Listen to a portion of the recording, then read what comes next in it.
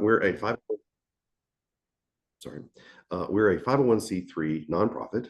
We operate 31 retail locations across Maine, New Hampshire, and Vermont.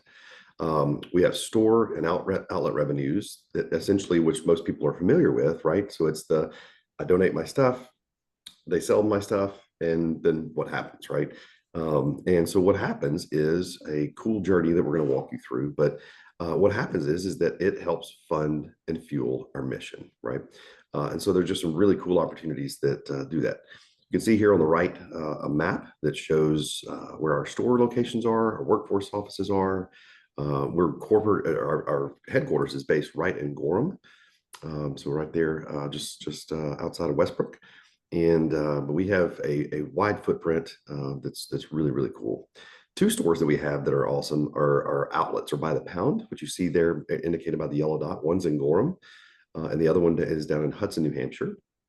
And this is an opportunity in a great place. Now, I personally, it stresses me out to go in there because it's a completely different shopping style. But you can go and get some really cool stuff, not only in our stores at a great value, but also in by the pound, which is kind of the last chance for consumers to buy goods. But it's $2 a pound. You dig through these bins and you find these nuggets of gold, and yeah, it's a really cool experience. Um, so Goodwill, like where do we go? So Goodwill has been around since 1902, right? So that's just fascinating that a business like this has been sustainable for this long. And it was created to help people with barriers. There's our founder, Dr. Edgar Helms, and it was created to help people with significant barriers, right? It was actually founded right in 1902 down in South Boston, so not too far away from us. And he essentially found that folks were willing to give their goods and donate things to help out, and then he would teach people a skill. Back then, it was watch repair, shoe cobbler, seamstress, and teach these folks these skills and help them on a path of independence, right? And helping them kind of come over some of the barriers. So, his whole thing was he didn't want to be a charity; he wanted to be a chance. And so, our work that we do, even fast forward today, all these years later, does just that, right? It really changes the trajectory of people's lives and where they're going, all while doing things to help the environment. So let's talk a little bit about the life cycle of a donation, right? Because that's kind of what some people I'm sure are curious about. Uh, you pull up, right? We have things that come in a box, come in a bag. Heck, a whole truck pulls up full of a household of goods that come in. We've got to then do something with it, right? So we put them through a process. They're then sold in our retail stores. But items that don't sell end up at the pound store, which I was just talking about earlier, right? And the life cycle on our sales floor is around 4 weeks, because guess what? We've got other stuff coming in, right? And if it hadn't sold by 4 weeks, more than likely it's not going to in the store anyway. Unsold items then go to the pound that we talked about. And then after that, then what happens, right? Because not everything's selling there. Well, at that point, we then take it and we have recycling partners. We have repurposed partners that we all work with, and we sell things by the tons too, right? And do everything we can to prevent things from going into the landfill. And the sale of these items, whether it be through any one of these three channels, ends up helping create jobs both within Goodwill, but also provides free services to those in the community that we help reach stability. We deal with over 63 million pounds of materials come through us between clothes and goods, come through our hands every single year. 63 million pounds. The cool thing is that we are able to divert 80% of it, right? 80% of everything that comes to us, we can keep out of the landfill, whether it's through selling through our sales channels in our stores or our recycling partners or whatever it may be. But then, there's a handful of stuff that does come to us. There's a funny little icon here on the right that's equivalent to about 1,000 semi trailers to kind of help you give a visual of what 63 million pounds of stuff is. So some environmental responsibilities. We do it beyond just taking people's stuff and making sure it doesn't go to the landfill, right?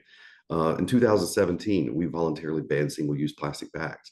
2021, we reduced our annual mileage to save carbon emissions by 23%. In 2022, we invested over $1 million in more sustainable and durable materials, right? So think about it. It takes a lot of stuff to move 63 million pounds around, right? And so we invested in this whole system that not only saves space, not only helps from a recycling standpoint, because these containers and vehicles are able to be reused multiple times for years, but it also helps with life safety, right? So you think about a warehouse and things that do that. So it helps in so many ways, both environmentally and safety. And then in 2023, nearly half of our locations that you saw on that map in those three states are participating in community solar farms, reducing our electricity usage by 30%. So doing a lot of stuff to make an impact. Community partnerships. So we partner with Dell Reconnector, Good Tech, which is it's our electronics partner. So if you can imagine, of that 63 million pounds, we get a lot of electronics, computers, those printers that nobody wants to deal with, TVs, all of that stuff. We partner with Dell Reconnect, and they help to keep that stuff that didn't sell in our stores out of the landfill, which has a lot of toxic materials and parts to them. They recycle them in a smart, responsible way. Casella, which is one of the largest trash facilitators, Maine Gear Share, Eco Maine, Daphne Michelle Designs, Bowden. So we've got some upcycling collaborations, clothing swaps. There's all sorts of things that we're doing to try to, again, prevent these things from going into the landfill and helping our community. Sustainability for people. In 2017, we set on an audacious goal or ambitious goal of helping 10,000 people reach personal stability. What does stability mean? Stability means that they've got reliable transportation, employment, housing, they're food secure, right? So 10,000 people. Well, guess what? We did it this year, 2 years early. And how fascinating is that, right? And so meaningful to help so many families. So that's something that our business, the thrift business, the revenue generated from it, help fuel and pay for all of this, right? It's wild, but hugely impactful. Community impact. We talked about how much is diverted from the local landfills.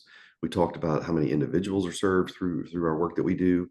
Actual jobs. We have over 1,400 employees that work for us. And then people achieving stability. So lots of impact that we deal with here. So how can you support, right? Donate responsibly. Make sure that you're bringing things that could be resold. You think of something that you would give a friend or a family member, right? Because it's got to be something that somebody wants to. Sometimes, those holy, oily jeans or ripped up shirt that you use to wash your car with, somebody's probably not going to buy it, right? We will put it through our recycling streams, but at the end of the day, we need to get things that are resellable, right? And something that other people would want. Also from the donation side, but also the other side, shop secondhand. America is a consumerism society, and we just got to have new stuff, right? But there's great things that are in our thrift stores. There's great things that are in our by the pound. Heck, my kids, I've got 3 kids, and they're all clothed by Goodwill at any given time. It's a wonderful opportunity to do that. So anyway, that's how you can give. That's how you can support the work that we're doing. And so we just appreciate everything that you do so much. So there you go. I'll end it there and take any questions or any comments. Thank you, Trip. That was a really fantastic overview because, yeah, I truly don't think most people know how much Goodwill does just beyond your thrift stores. Sure. Yeah, that was Get that all the there were time. so many, yeah, so many nuggets of like cool information too, though. I didn't realize that most of your clothes only stay on the floor for like 4 weeks. Yeah. That's, I feel like a good tip for anybody out there who's thrifting. I feel like sometimes, yeah, maybe you should just go every 4 weeks and see what's new. Yep. It's new But every day. So we've got new stuff that comes out every single hour of every day. see? Yeah, because and that's the whole 4 week flow is because we got to have a flow in the system to pull things off because more stuff keeps coming, right? So yeah, always a fresh find every single day, every hour of the day. That's crazy. I'm happy to open up the floor for questions. I know I have some questions myself though, but I don't want to start. But feel free to raise your hand or go off mute. And I'll try to coordinate that. But I guess my first question is I'd love for you to talk a little bit more about the ways you help people get to like personal stability. I think that's such a cool, I mean, it's just a truly amazing like thing that Goodwill does. So yeah, maybe if you could talk a little bit more about that.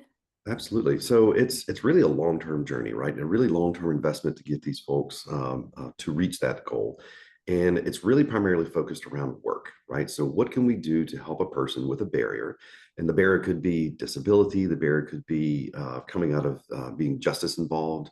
It could be anything, right? And in fact, I've helped people before. We've helped people before that were an accountant that became burned out and had no idea of how to start over, right, and go in a different direction. And it's sitting down with that individual. We do intake, take them in, understand that, where do they want to go, right? That's one angle is where do they want to go? What do they want to accomplish? And how can we help them from a work career standpoint. But then there's oftentimes most of the people that come to us actually have no idea.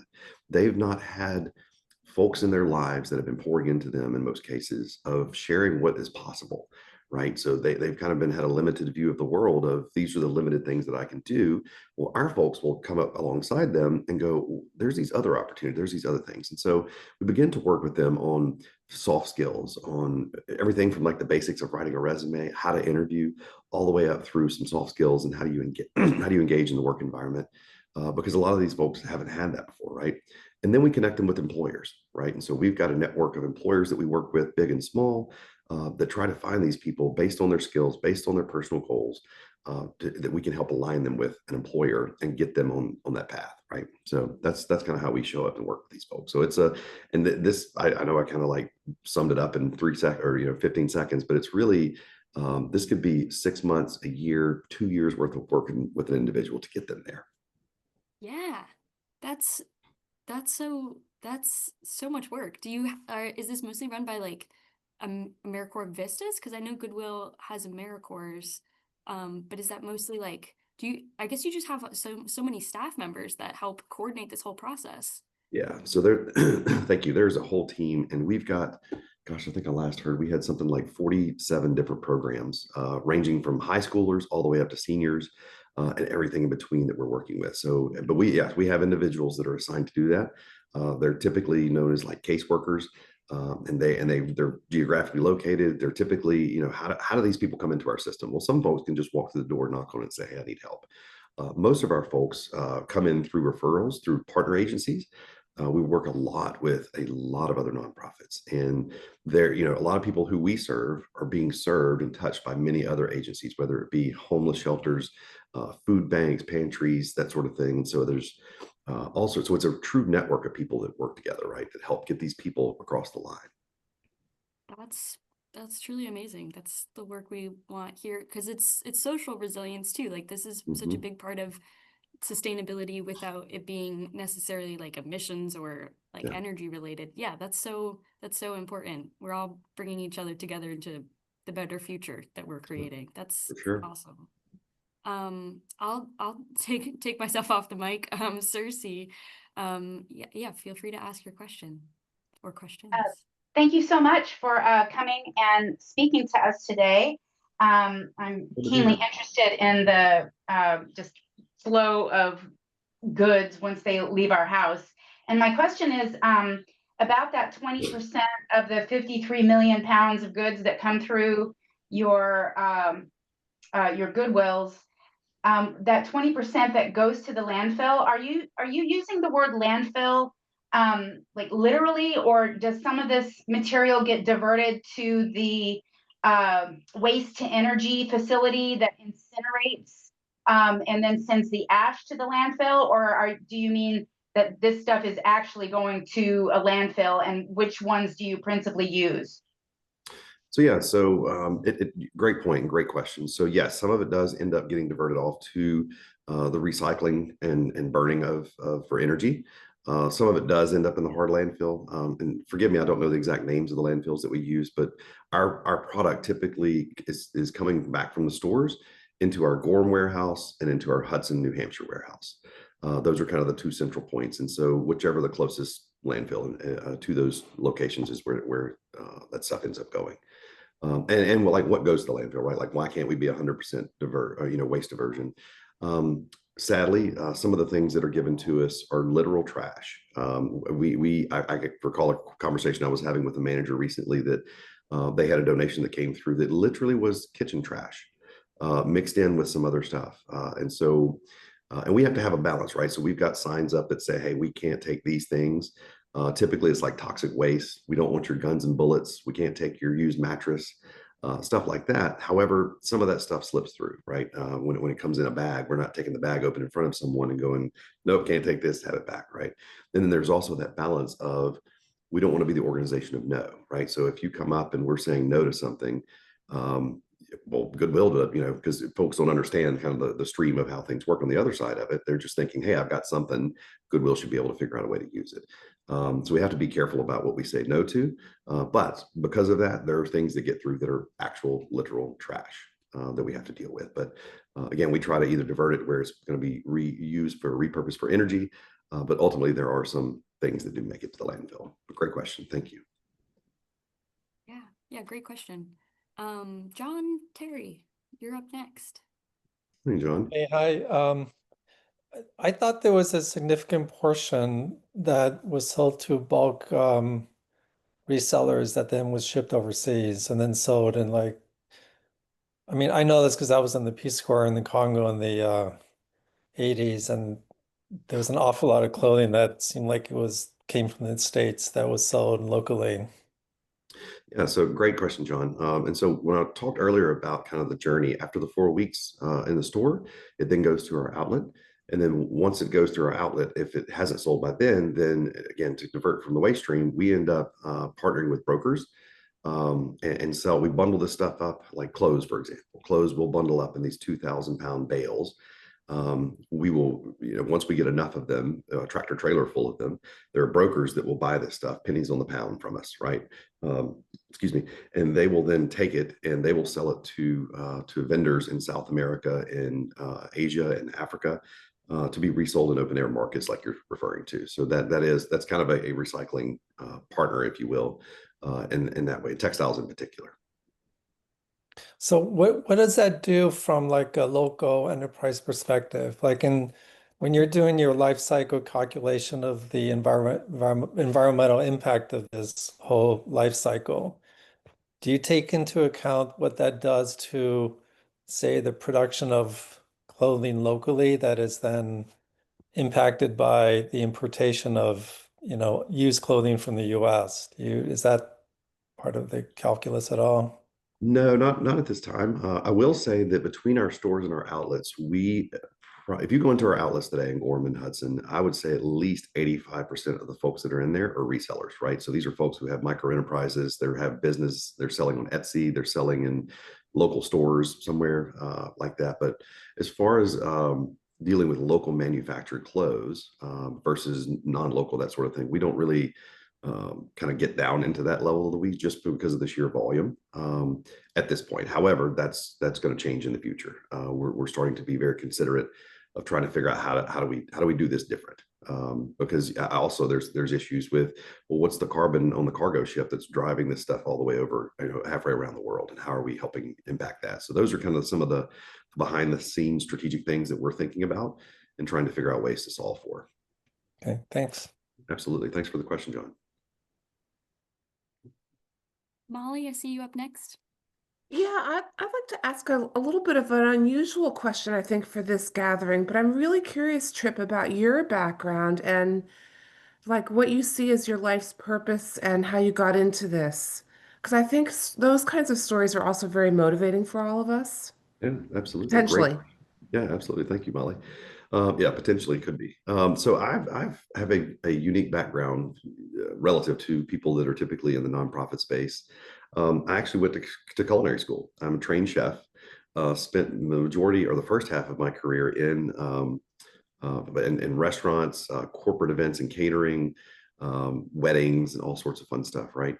And then I had an opportunity. I was living in Atlanta at the time, and had a executive recruiter call me to try to get me to come work for Goodwill, which, in my mind, that nonprofit, Goodwill, even pick a nonprofit, was never even on my space other than donating to, right? My wife and I avidly, donated regularly to Goodwill that was right down, right down our street.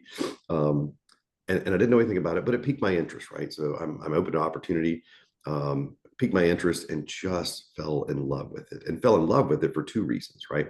One, restaurant business, catering, hospitality is very, very competitive, right?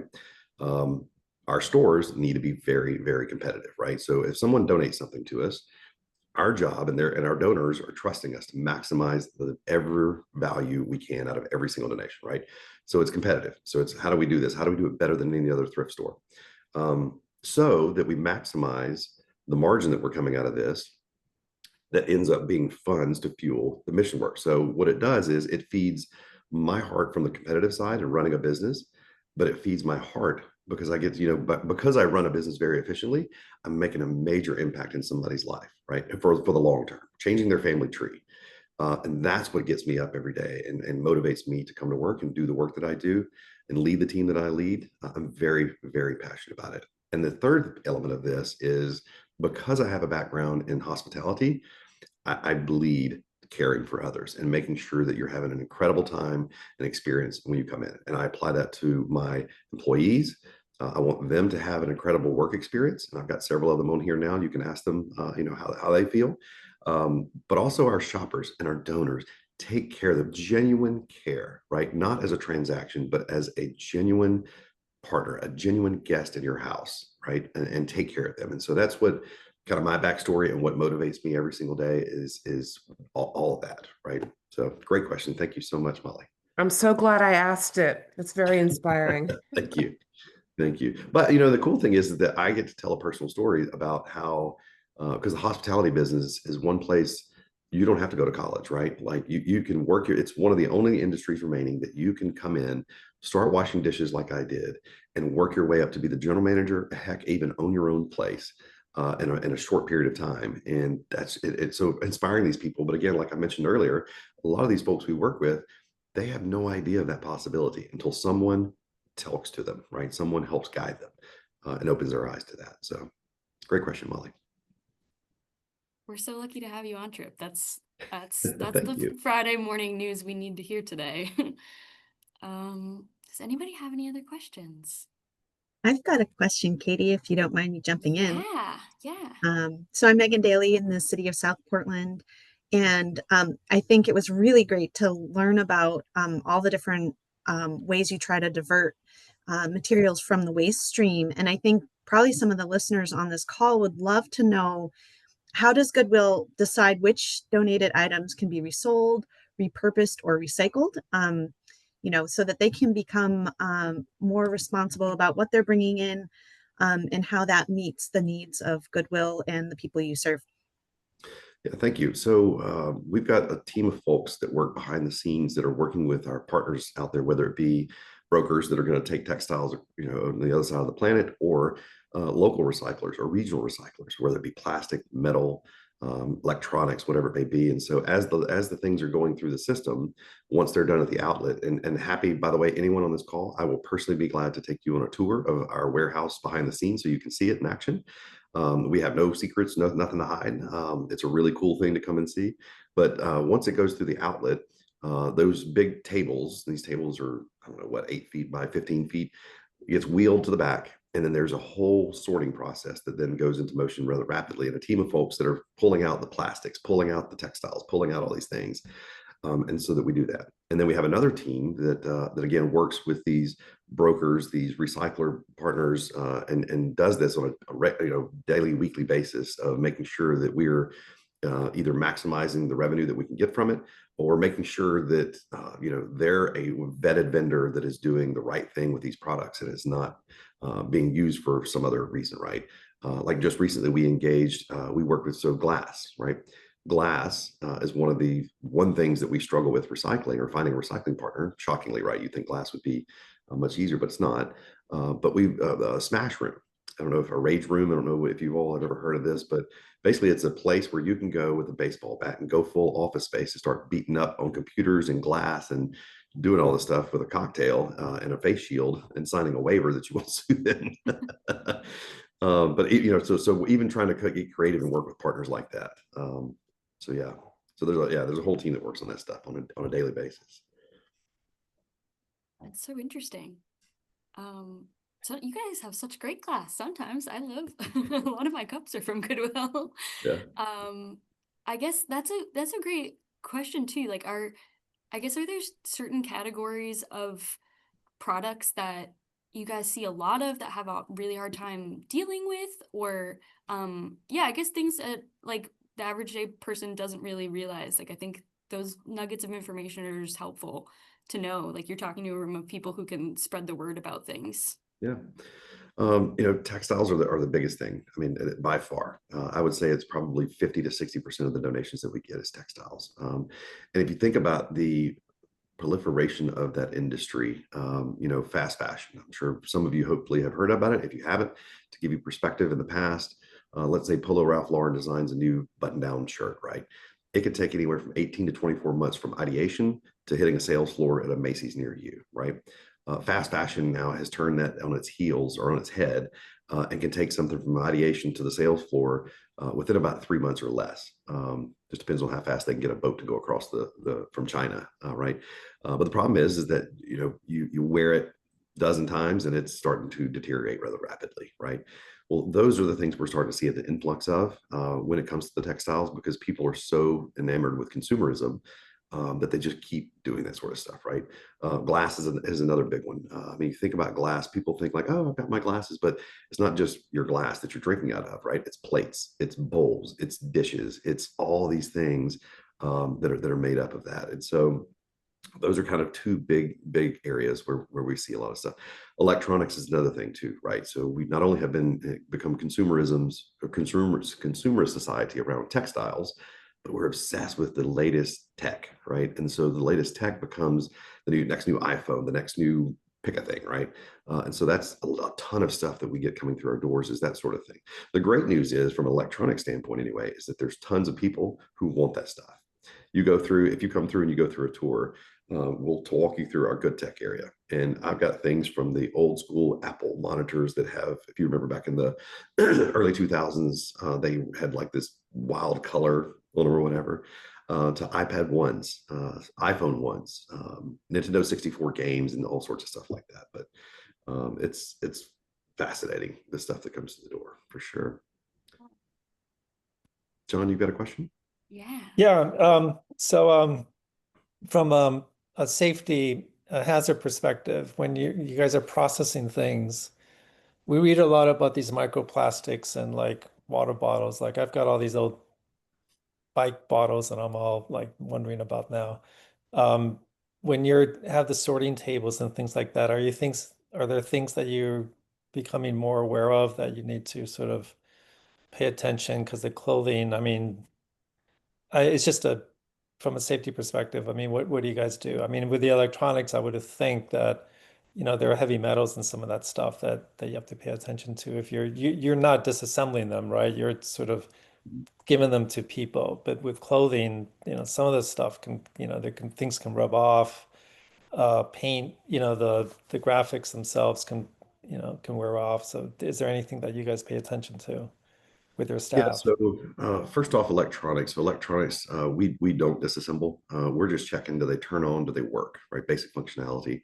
From a recycling standpoint, we send that off to Dell Reconnect, and they have a whole facility that's trained for any gases, metals, any of that stuff that they handle in a controlled environment.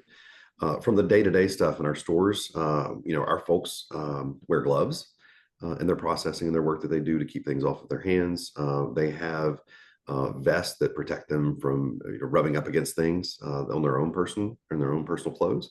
But yeah, I mean, a lot of the stuff, it can be challenging to protect from everything because we have no idea from one bag or box or truck to the next what's going to come through that door, right? And so we do train our donor attendants and our management staff.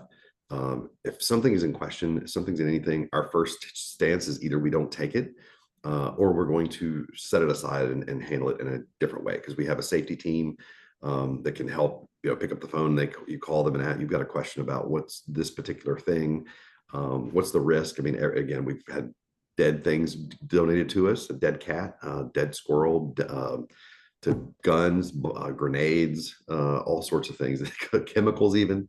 And so they're trained how to like rapidly respond to that stuff and set it aside and get it out of the processing area, and call the right folks to help deal with that. But yeah, I mean, it's a challenge. I'm not going to lie to you. And we do everything we can to offer things to our staff to help protect them in whatever way. If they want to wear face masks, they're more than welcome to, kind of thing, and we can provide that stuff for them. So, a great question, John.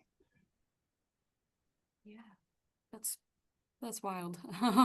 But yeah, I'm happy to go to Nora next. Hi, Nora, good morning. Hi, good morning. Thanks for this great presentation. Thanks for being here. Sure, happy to be here. I just wanted to hear a little bit about pricing, because I'm a longtime Goodwill shopper, and I think there's the whole Good Finds, or sort of the boutique section of Goodwill, which I'm sort of interested in. But my question is about pricing and how I can imagine how difficult it is to stay competitive because back to your fast fashion point, it's so cheap for people to buy new that sometimes to buy quality items at Goodwill is more expensive. So I'm just wondering how you walk that line. Yeah, it is challenging. I will certainly admit, but we do pricing studies every year. We go out to market in northern New England, and we look at competitor thrift operations. We go to Walmart and Target and look at those things, and basically we come up with kind of a price chart. And so we have kind of how we do our pricing is based off of good, better, best. And so this model is essentially where a processor in our back room is processing the donation that came through, right? And so they're holding it up, checking for quality, make sure it doesn't have holes or oil stains in it. If it does, then we have some brand guidelines that say, okay, this is a Shein or H&M product, right? So that's going to be immediately in the good category, right? But let's say that back to a Ralph Lauren, a Polo Ralph Lauren, okay, this is a best, right? And so both of them are shirts or blouses or skirts or whatever you have, and there's a range of pricing that we put together associate with a good, better, best product, right? That's on textiles. That's much easier to do. Hard goods, on the other hand, are much more different, much more difficult to do, right? So hard goods can range everything from like the glassware we talked about, the plates, whatever, the bowls, all the way through to some trinket that somebody, it's wild, some of the things that come through the door. But and that's typically done through a lot of experience, people seeing kind of generally this thing falls in this category, and we have a history of pricing it like this, right? Or if it's a unique item, it can be set aside where a manager will look at it and they may go onto Google Images or eBay and go, oh, I don't even know what this thing is. We run into that a lot. And so they'll Google it and figure out, okay, on eBay, it's going for $15.99. We typically try to price things about 20% below whatever we find market is, so that we're try to be below, right? But do we get it right all the time? No. And again, it's because if you think about this, right, we empower our team's freedom to price things right the right way and what they think is best. And really the consumer decides and it informs what our pricing should be. And what I mean by that, right? So if we put something out and we're pricing it and we see through data that it's moving incredibly fast, okay, or maybe we're pricing a little bit too low, right? And so there's some price elasticity in there that we start analyzing. And then all of a sudden, if you say, okay, well, we recommend now let's start pricing these things or this category of things to this price, now all of a sudden it's moving really, really slow. Okay, we're probably too high. We need to make some adjustments and go back down. So what's that sweet spot that we need to fit in? So we're constantly doing that sort of analysis to figure it out. But then when the consumer decides also is if in the first 2 weeks that stuff didn't sell, well, guess what? The third week, it's going on 50% off discount, right? And so we can monitor it now, is it selling, right? And if it's not selling even at 50% off, okay, we've got a real problem. We need to look at how we're pricing this thing or this category of things. And we make some tweaks there. Because at the end of the day, we want to price things that maximize the revenue potential for this thing, but at the same time, we want to be good value to our shoppers, right? And because if we price ourselves out, nobody's going to buy anything and we're dead in the water, right? So our mission is not to price gouge. It's not to get it, to be the highest cost product in the market, right? We want to be sure that we're reasonable and fair while balancing getting the most value out of a thing that was donated to us so that we can do more mission work, but also being of value because we don't want the thing to sit on the shelf either. Does that make sense? Awesome. Great question, Nora. Any other questions out there? I feel like we've covered so much ground. Yeah, You that's guys awesome do, yeah, conversation. a ton of work. Yeah. Any other Happy to answer questions? anything related to this conversation or anything else curious you have about Goodwill and Or your life. right? Yeah. Um, if not too, we can wrap it up early. I love how you offered a tour of the warehouse. I myself have only been to the By the Pound once in Gorham, and it's a crazy experience. If Crazy. you haven't been, you truly should go. I agree with you, it's quite overwhelming, but it's also really fun. And yeah, there's people there that have clearly been there all day and are taking like home things to resell at such a higher price too. I think it's such a cool, it gives you a lot of perspective about the whole life cycle that you guys deal with. I guess I see another question. Cersei, go for it. Thanks. Just curious, how would you go about arranging for a tour? So, Morgan, do you want to take that one? Yeah, you guys can visit our website that gives a little bit more information about it. If you literally just Google Goodwill NNE warehouse tour, I'm sure it will pop right up. But our website is also goodwillnne.org, and it has all the information about it on there. Also on our Facebook page, Goodwill Northern New England, you'll see posts about it and events that are shared for it. It's pretty much emailing one of our team members on our marketing team. She does the tours every Tuesday, the first Tuesday in every month, I think it is now. It's a really interesting experience to take part of. You learn a lot, and just like it's cool to see the behind the scenes and all just the amount of kind of stuff that goes through our warehouse every day. So, or you guys can just send me an email after. I'm sure they send out all the information. So, Yeah, And I'm we- happy to include that in follow-up. Yeah, and in your communication, if you, I was sincere about that. If happy to be a part of that tour. If you when you're communicating and signing up for that, if you want to mention that, like, hey, I was on this call, and Trip promised he would do a tour. If I'm available that day that you're coming, I certainly will be honored to come and be part of that for you and answer any other questions that you have. But you will, even if I'm not available, Morgan and her team.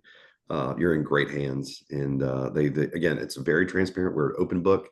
We got nothing to hide, and it's a really cool experience and gives you such perspective about all the work we do. Because it's one thing to talk about 1,000 tractor trailers, 63 million pounds, but when you get into our warehouse and you see the kind of the behind it, it's like mind blowing. So great. Super. Thank you so much. I'm an eco chaplain, and so honoring the sacredness of earth and water is at the forefront of my work in the world. And I just really honor the work that you and Goodwill Industries does to help keep MOOP material out of place, keeping it out of our environment. And what you do is just tremendous. So thank you for that.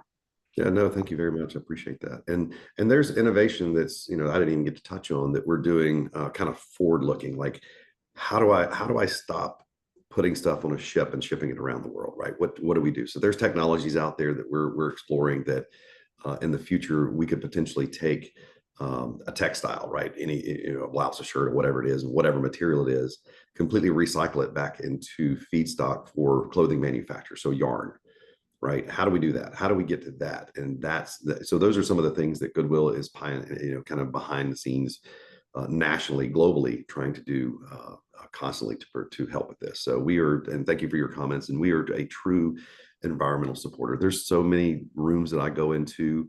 I showed up recently at a energy conference and had my Goodwill, quarter zip on, and they were like, I get a lot of looks and a lot of curiosity. Like, what are you doing here? Like, Goodwill, your thrift store, right? But then once you start, sharing the magnitude of the impact that we have on this planet, and helping, it is just mind blowing, right? So, yeah, thank you. But we continue to do good work every chance we get. Yeah, maybe we'll have to have you back on in a couple of years to hear about just Yeah. the future. But No doubt. yeah, Art, I see you have a question. Yeah, let me get hi. Hi there. I'm Art. I live in Yarmouth. I don't know how I got on this this I'm not a Portland person, but here I am. That's okay. But I have the honor of representing Yarmouth in the legislature, and I'm on the Environment and Natural Resources Committee. And we had a field trip last month. They took us up to the Juniper Ridge landfill, which is the state-owned landfill. Okay. And every little town in Maine used to have their own recycling center and dump, if you will, and landfill. But most of those landfills are filled up now, and including ours in Yarmouth. So we have to take our garbage somewhere else. And ours goes to EcoMaine down in Biddeford, and it gets turned into energy. At least some of it does. But a lot of the other communities are sending it to the Juniper Ridge landfill way up in Orono. And it's unbelievable when you see, Maine has only got 1.3 or 1.4 million people, but how much we generate. And you know, you can only think when you're standing on top of this mountain of trash. And we were in cell 13 or something like that. They've already filled up the first 12 mountains. It's like all mountain range. And they're working on 13, and they've got room for about half a dozen more. And then they're going to run out of room. And there's not going to be enough room at the Juniper Ridge, the one and only state landfill. So we've got the state has an issue that we're going to have to deal with at some point in the not too distant future. But I'm saying all this to just say we need to do a better job as a society.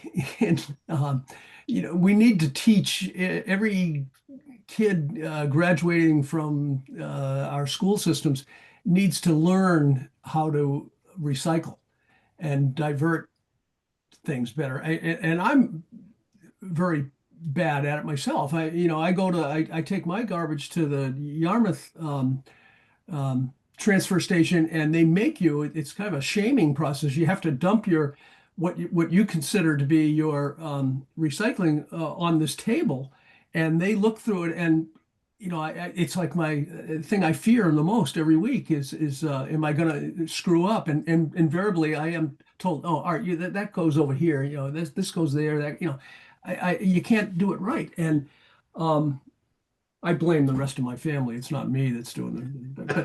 But I applaud what you guys are doing. And I guess just in my mind, what I've been thinking about this morning as I'm listening to this whole thing, we need a goodwill for everything. You know, you guys are doing great with clothing. I mean, I think of Goodwill, I don't think of bringing electronics and things. I thought you guys were pretty much clothing, but we need a goodwill for everything else. And you know, that's kind of what our transfer station is, but they're more they're trash people, and that doesn't sound right.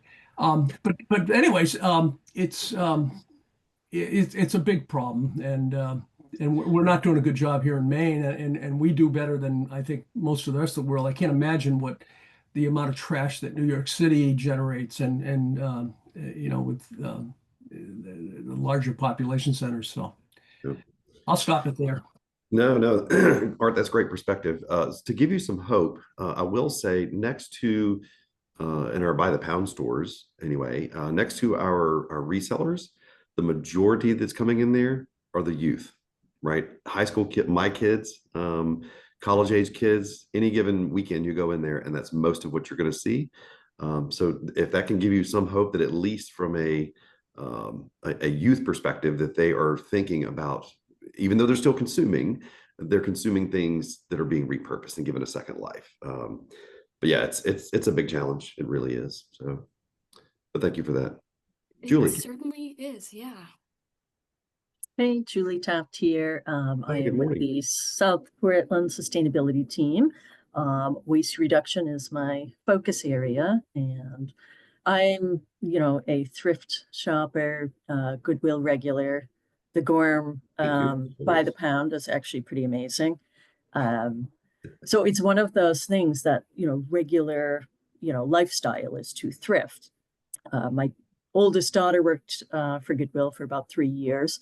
And I was just thinking with Art's conversation, in all of my Goodwill visits and things like that, what I don't see as sort of public education is that this is sustainable, that this is part of circular economy.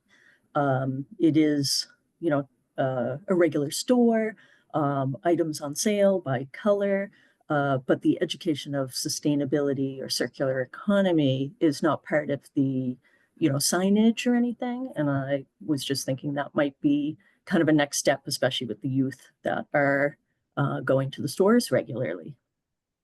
Yeah, and we're always looking at how do we, being careful. How do we message what we do, right?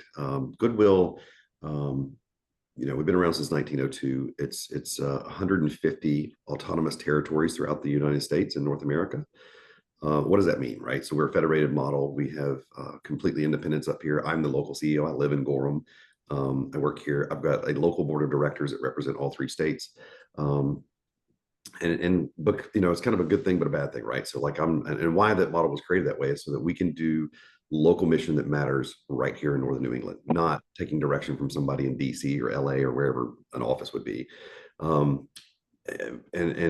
part of the challenge is, right, so we're one of the top 5 most recognized brands in America. Put us up to Coca-Cola, Microsoft, Apple, and Goodwill, right? Target, all that. But because of the independence and the 150 ways you slice and dice Goodwill, that unfortunately means that people don't really know our story because there's 150 different ways of telling it, right? And so Morgan and her team that are on here, they have the big job of trying to educate people and make them aware of like, what is our mission impact, this 10,000 people thing, right? But also the environment. And so it's not only telling that message on social media channels. We don't spend a lot of money on marketing. I think, Morgan probably coming from her traditional marketing world prior to Goodwill, I'm sure was probably used to, big budgets for billboards and whatever else is out there, right? Radio ads. We don't have that. We don't spend a lot of money on advertising. A lot of it is just word of mouth. And in-store messaging. And so we think about all the time, how do we spend money the right way to rebrand a store, to put up, hey, here's the 63 million pounds, all that stuff. And so that's a regular thing that's on our marketing comms team to try to figure out. But it's we're in the middle of budget season right now. And there was the debate between, we've got this little pocket of money for this. Are we going to put it towards putting new stickers up in the store, or are we going to put it towards another thing that we need, right? And so we internally constantly have that balance and that discussion of how do we deploy resources, and what message do we need to get out there. But you're 100% right. We do need to do a better job of getting message out about the environmental impact that we have. And also about kind of mission work that we're doing.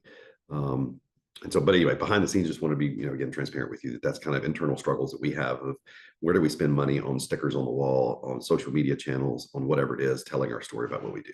But I will say, and Morgan, you're certainly free to add to this conversation, but, on our website, we put a lot of stuff up there, but again, it's going to be, that's all great and good, but somebody's got to go to that website, right? Before they see it. It doesn't just artificially show up. I don't know, Morgan, if you wanted to add any color to that piece either. I think this is the fun and most challenging part of my job. I've been working at Goodwill for about 1.5 years now, and that is kind of like why my role exists, to start trying to educate people a little bit more about exactly all the impacts that we do have on the community. I will say in recent months, we've been putting a lot more energy behind this from a marketing perspective. If you do walk into one of our stores today, you will see signage about sustainability efforts. And we're currently working on just getting sustainability more forefront on our website right now. But I think it's important to recognize, like, we are an organization that has a social mission. And so getting people to understand, what that shopping at and donating to our stores really is funding from our social mission perspective is kind of number one. And our environmental impact is sort of that win-win dual benefit that we get. Of course, it's obviously something we're always thinking about, but at the end of the day, our social mission is really that people perspective. But that's another effort here, is that's why we're on this call, right? So that we can educate more of the people in our community who are talking about this every day. So that we're constantly trying to do more stuff like this, just so that, you guys can be good stewards to help us also get the word out there. Yeah, I mean, sustainability and an effort on environment, that is one of the P's that we focus on in our strategic planning, right? So we don't look at how profitable can our stores be. We look at more so how many people can we impact, how many people can we help in the planet, how do we help lessen an impact on the planet, and how do we be a vehicle for people to use us to help lessen an impact on the environment. And so that's something that we heavily focus on. And frankly, like Morgan said, Julie, we got to do more, right? We got to do more from a communication standpoint. And that's, Morgan's doing that great work right now. With the limited resources she's able to get her hands on. So got to be good stewards of our resources and our money best we can. Certainly hard work, but that's why I'm glad we're having you here today too. I hope this helps amplify that message. Yeah.